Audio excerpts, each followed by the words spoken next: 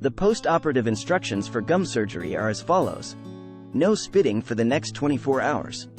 Patient is advised to swallow his spit so that the blood clot that forms after surgery will not get dislodged. Patient is advised to have an ice cream after 1 hour and take a pain medication. Patient is advised to be on soft diet and avoid hard, hot and spicy foods for the next 3 days. Patient is advised to be clean the site of surgery with a finger and can start toothbrushing only after 24 hours have passed. Patient is advised to not use straws for the next few days, as using straws will create negative pressure due to sucking and can dislodge the blood clot and induce bleeding. Apply ice pack from outside to tackle pain. Advised to gargle with lukewarm salt water after 24 hours have elapsed.